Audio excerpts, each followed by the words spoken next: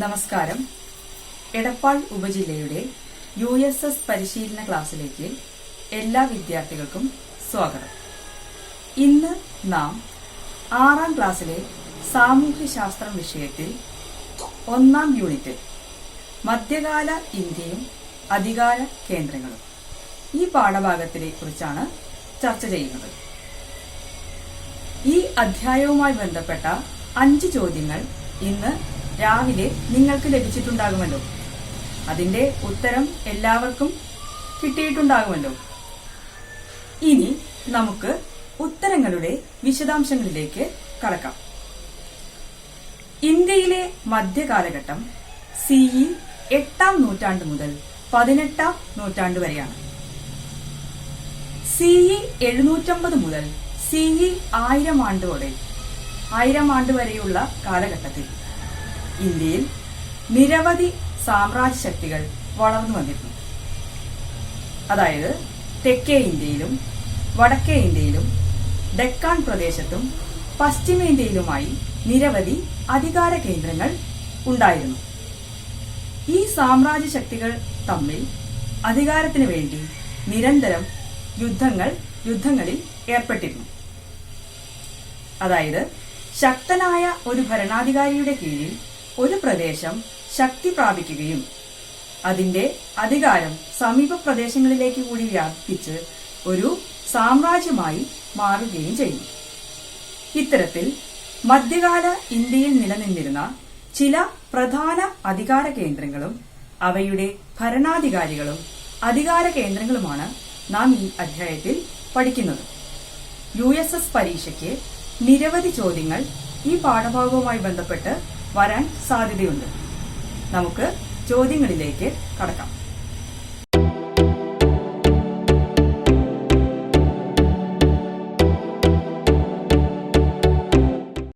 ഒന്നാമത്തെ ചോദ്യം: ഡൽഹി നഗരം സ്ഥിതി ചെയ്യുന്നത് ഏത് നദിയുടെ തീരത്താണ്? Options: A. Brahmaputra, B. Yamuna, C. Narmada, D. Mahanadi. Delhi is situated on the banks of dash river. Options: A. the Brahmaputra, B. the Yamuna, C. the Narmada, D. the Mahanadi. ഉത്തരം B. Yamuna. Answer is B. the Yamuna. നമുക്ക് ഉത്തരങ്ങളുടെ വിശദാംശങ്ങളിലേക്ക് പോകാം. മധ്യകാല ഇന്ത്യയിലെ ഒരു പ്രധാന അധികാര കേന്ദ്രമായിരുന്നു ഡൽഹി. നിരവധി രാജാക്കന്മാർ ഡൽഹി ആസ്ഥാനമാക്കി ഭരണം നടത്തിയിരുന്നു. ഇന്ത്യയിൽ വളരെയധികം ചരിത്ര പ്രാധാന്യമുള്ള നഗരമാണ് ഡൽഹി. 7 നഗരങ്ങളുടെയും 1000 സ്മാരകങ്ങളുടെയും നഗരം എന്നാണ് ഡൽഹി നഗരത്തെ വിശേഷിപ്പിക്കുന്നത്. ഇന്നത്തെ ഡൽഹി പഴയ 7 നഗരങ്ങളിൽ നിന്ന് വികസിച്ചതാണ്. വ്യത്യസ്ത ഭരണാധികാരികളുടെ കാലഘട്ടത്തിലാണ് ഈ നഗരങ്ങൾ വികാസം പ്രാപിച്ചത്. അക്കാലത്തേക്ക് വെളിച്ചം വീശുന്ന നിരവധി ചരിത്ര സ്മാരകങ്ങൾ ഡൽഹിയിൽ കാണാം. വിവിധ ഭരണാധികാരികൾ ഡൽഹി ഒരു പ്രധാന അധികാര കേന്ദ്രമായി അല്ലെങ്കിൽ ഒരു പ്രധാന ഭരണകേന്ദ്രമായി തിരഞ്ഞെടുക്കാൻ കാരണം ഡൽഹിയുടെ ഭൂമിശാസ്ത്രപരമായ സവിശേഷതകളാണ്. എന്തൊക്കെയായിരുന്നു അവ? ഒന്നാമതായി, ഫലഭൂയിഷ്ഠമായ സിന്ധു ഗംഗാ സമതലത്തിലെ ഡൽഹിയുടെ സ്ഥാനം, അതുവഴി ഉണ്ടായ കാർഷിക പുരോഗതിയും സമ്പൽ സമൃദ്ധിയും. ആരവല്ലി പർവ്വതനിരകൾ ഒരു കോട്ട പോലെ ഡൽഹി നഗരത്തെ സംരക്ഷിച്ചു. മാത്രമല്ല, ആരവല്ലി പർവ്വതനിരകളിൽ നിന്ന് ശേഖരിക്കുന്ന കല്ലുകൾ ഉപയോഗിച്ച് നിരവധി കോട്ടകൾ നിർമ്മിക്കാൻ സാധിച്ചു. മൂന്നാമത്തെ പ്രധാന സവിശേഷതയാണ് യമുന നദിയുടെ സാന്നിധ്യം. ഉത്തരാഖണ്ഡിലെ യമുനോത്രിയിൽ നിന്ന് ഉത്ഭവിക്കുന്ന ഹിമാലയൻ നദിയാണ് യമുന നദി. യമുന നദി വർഷം മുഴുവൻ ജലസമൃദ്ധമാണ്. തന്മൂലം ഡൽഹി നഗരത്തിന് വേണ്ട ജലം എത്തിക്കാനും ജലഗതാഗതത്തിനും യമുന നദി സഹായിച്ചു. AD 8-ാം നൂറ്റാണ്ടിൽ തൊമര രാജാക്കന്മാരാണ് ഡൽഹി ആദ്യമായി ഒരു തലസ്ഥാന നഗരമാക്കി മാറ്റിയത്. തൊമര രാജാക്കന്മാർക്ക് ശേഷം വന്ന ചൗഹാൻ രാജാക്കന്മാരുടെയും തലസ്ഥാന നഗരം ഡൽഹി ആയിരുന്നു.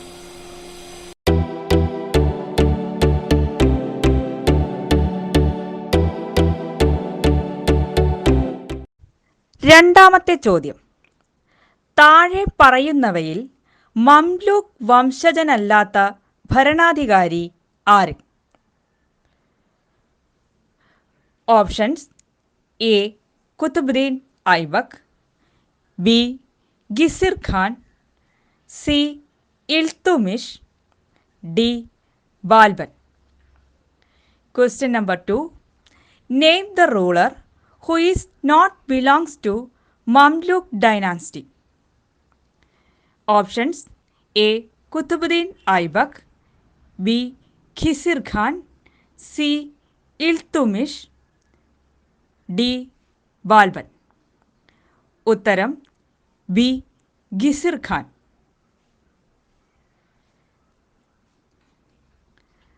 നമുക്ക് വിശദാംശങ്ങളിലേക്ക് കടക്കാം.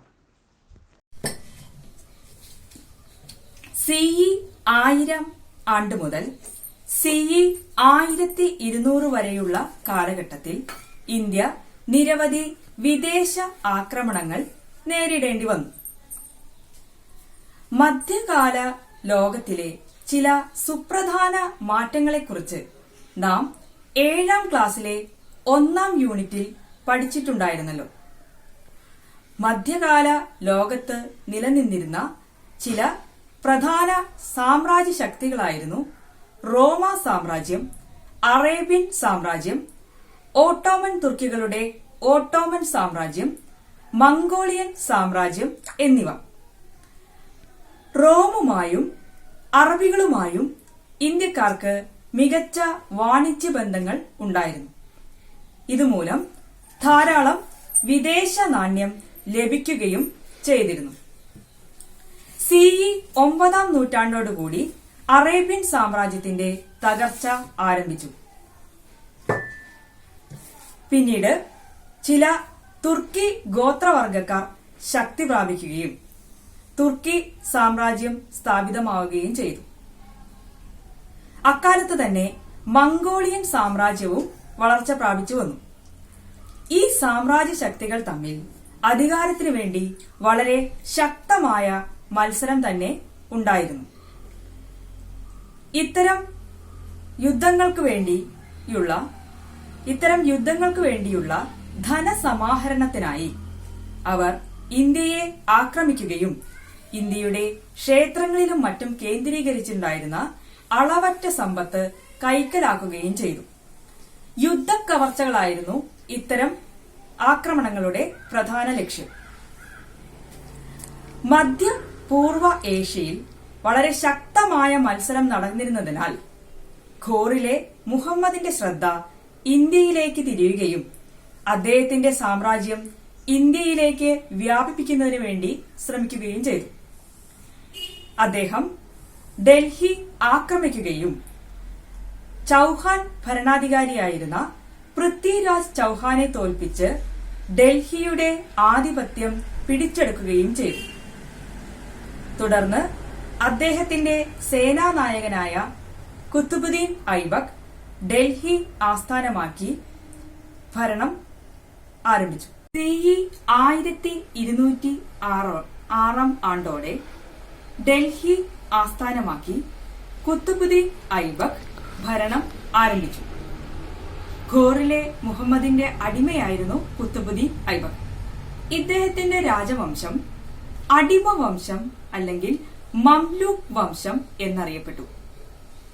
മംലൂക്ക് വംശത്തിൽ ഏകദേശം 11 ഭരണാധികാരികൾ ഉണ്ടായിരുന്നു.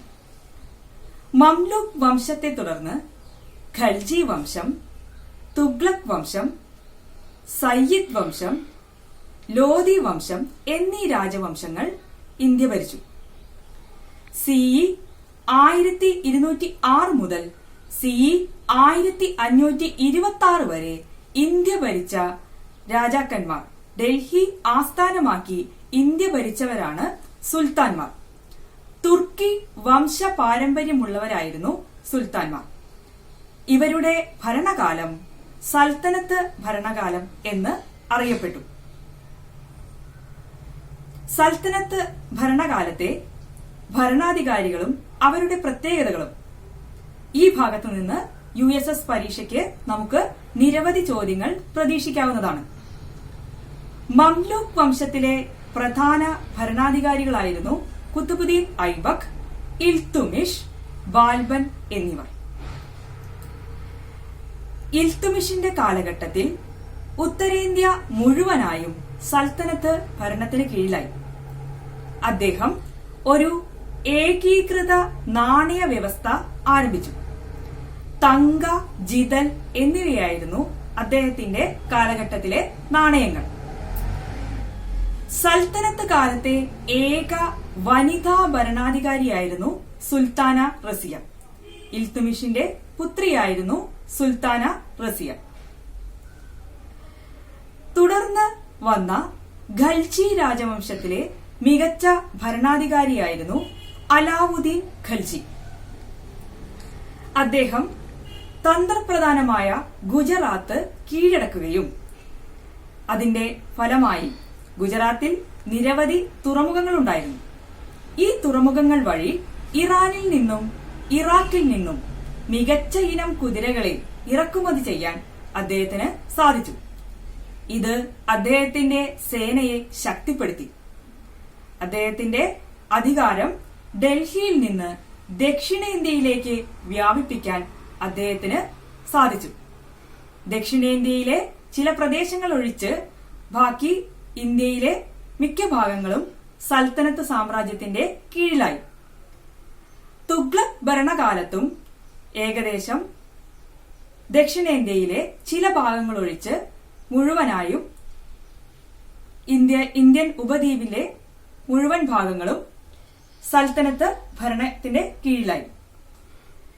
തുഗ്ലക് രാജാവായ മുഹമ്മദ് ബിൻ തുഗ്ലക് അദ്ദേഹം ഡൽഹിയിൽ നിന്ന് ദൌലത്താബാദിലേക്ക് തലസ്ഥാന നഗരം മാറ്റാൻ ശ്രമിച്ച രാജാവാണ്. തുഗ്ലക് വംശത്തിന് ശേഷം നിലവിൽ വന്ന സയ്യിദ് വംശം, ലോധി വംശം എന്നിവയിലെ ഭരണാധികാരികൾ താരതമ്യേന ദുർബലരായിരുന്നു. ലോധി വംശത്തിന് ശേഷം സൽത്തനത്ത് ഭരണം അവസാനിച്ചു. സൽത്തനത്ത് സാമ്രാജ്യം വിഘടിക്കപ്പെട്ടു.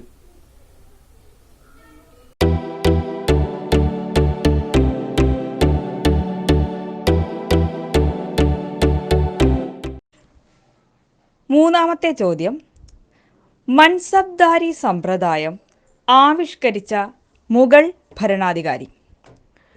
Options: A Babur, B Shahjahan, C Aurangzeb, D Akbar. Question number 3. Mughal ruler who introduced Mansabdari system. Options: A Babur, B Shah Jahan, C Aurangzeb, D Akbar. ഉത്തരം ഡി അക്ബർ. അക്ബർ ചക്രവർത്തി മുഗൾ ഭരണാധികാരിയായിരുന്നു.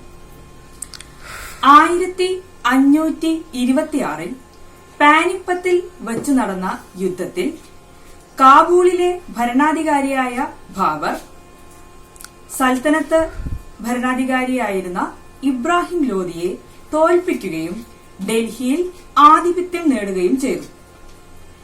ഈ യുദ്ധത്തിലാണ് പീരങ്കിയും വെടിക്കോപ്പുകളും ഉപയോഗിച്ചത്. തുടർന്ന് സൽത്തനത്ത് ഭരണം അവസാനിക്കുകയും മുഗൾ ഭരണം നിലവിൽ വരികയും ചെയ്തു. മംഗോളിയൻ വംശ പാരമ്പര്യമുള്ളവരായിരുന്നു മുഗളന്മാർ. ആരെല്ലാമായിരുന്നു പ്രധാന മുഗൾ ഭരണാധികാരികൾ? ബാബർ, ഹുമയൂൺ, അക്ബർ, ജഹാംഗീർ, ഷാജഹാൻ, ഔറംഗസേബ് എന്നിവർ. ഏറ്റവും മഹാനായ മുഗൾ ചക്രവർത്തിയായി അറിയപ്പെടുന്നത് അക്ബർ ചക്രവർത്തിയാണ്. ഇന്ത്യയിലെ എല്ലാ ജനവിഭാഗങ്ങളെയും ഒന്നിച്ചു നിർത്താൻ അദ്ദേഹം ശ്രമിച്ചിരുന്നു. ശക്തമായ സൈനിക വ്യവസ്ഥയായിരുന്നു മുഗൾ ഭരണത്തിന്റെ മറ്റൊരു പ്രത്യേകത. സൈന്യത്തെ ശക്തിപ്പെടുത്തുന്നതിന് വേണ്ടി അക്ബർ ചക്രവർത്തി ആവിഷ്കരിച്ച സമ്പ്രദായമാണ് മൻസബ്ദാരി സമ്പ്രദായം. മൻസബ്ദാർ എന്ന പദം കൊണ്ട് മുഗൾ സൈനികോദ്യോഗസ്ഥന്റെ പദവിയാണ് ഉദ്ദേശിച്ചിരുന്നത്. മൻസബ്ദാരി സമ്പ്രദായത്തിലൂടെ സൈനികോദ്യോഗസ്ഥന്റെ പദവി, ശമ്പളം, സൈനിക ഉത്തരവാദിത്തം എന്നിവ തരംതിരിച്ച് നിർണയിച്ചു. ഓരോ സൈനിക ഉദ്യോഗസ്ഥനും നിശ്ചിത എണ്ണം കുതിരകളെയും കുതിരപ്പടയാളികളെയും നിയന്ത്രിച്ചിരുന്നു. ഇത്തരത്തിൽ ഏകദേശം 30,000-ഓളം പദവികളിലായി 10 മുതൽ 10,000 വരെ കുതിരകളുടെയും കുതിരപ്പടയാളികളുടെയും ഉത്തരവാദിത്തമുള്ള സൈനികോദ്യോഗസ്ഥരുണ്ടായിരുന്നു. ഇപ്രകാരം വളരെ സുശക്തമായ ഒരു സൈന്യമായിരുന്നു അക്ബറിന് ഉണ്ടായിരുന്നത്. അക്ബറിന്റെ കാലഘട്ടത്തിൽ മുഗൾ സാമ്രാജ്യം ദക്ഷിണേന്ത്യയിലേക്കും വ്യാപിച്ചു തുടങ്ങിയിരുന്നു. തുടർന്നു വന്ന ഔറംഗസേബിന്റെ കാലഘട്ടത്തിൽ മുഗൾ സാമ്രാജ്യം ദക്ഷിണേന്ത്യയിലെ മിക്ക ഭാഗങ്ങളും മുഗൾ സാമ്രാജ്യത്തിന്റെ കീഴിലാക്കി. മുഗൾ സാമ്രാജ്യം ഏറ്റവും അധികം വിസ്തൃതി പ്രാപിച്ചത് ഔറംഗസേബിന്റെ കാലഘട്ടത്തിലായിരുന്നു.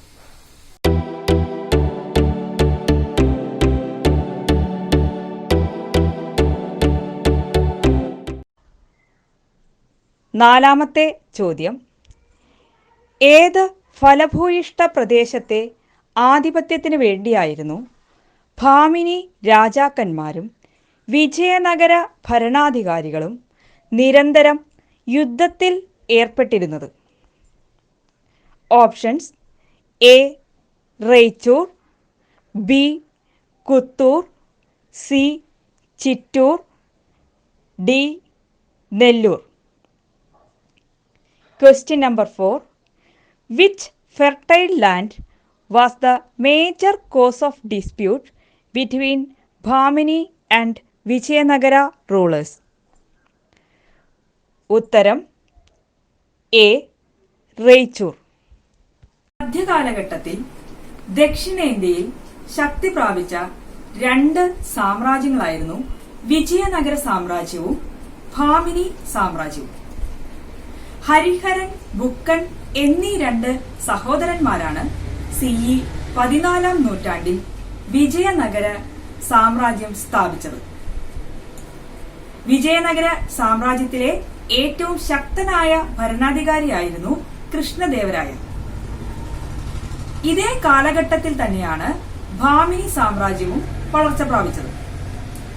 അലാവുദ്ദീൻ ഹസൻ ഭാമൻ ഷായാണ് ഭാമിനി സാമ്രാജ്യം സ്ഥാപിച്ചത്. സമകാലികരായ ഈ 2 സാമ്രാജ്യ ശക്തികളും തമ്മിൽ നിരന്തരം യുദ്ധങ്ങളിൽ ഏർപ്പെട്ടിരുന്നു. ഇവരുടെ പ്രധാന തർക്കഭൂമിയായിരുന്നു റേച്ചൂർ പ്രദേശം. റേച്ചൂർ പ്രദേശം കൃഷ്ണ, തുംഗഭദ്ര നദികൾക്കിടയിലുള്ള പ്രദേശമായിരുന്നു.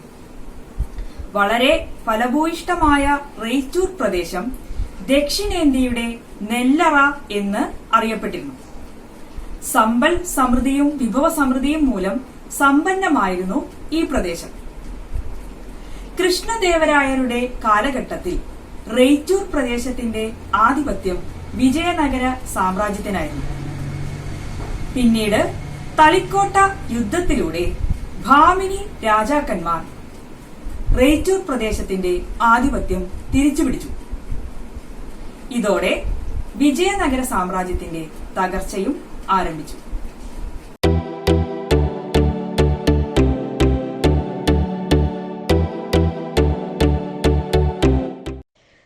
അഞ്ചാമത്തെ ചോദ്യം, മറാത്ത സാമ്രാജ്യത്തിൻ്റെ ആസ്ഥാനം. Options: A Bombay, B Pune, C Thane, D Madras. Question number 5.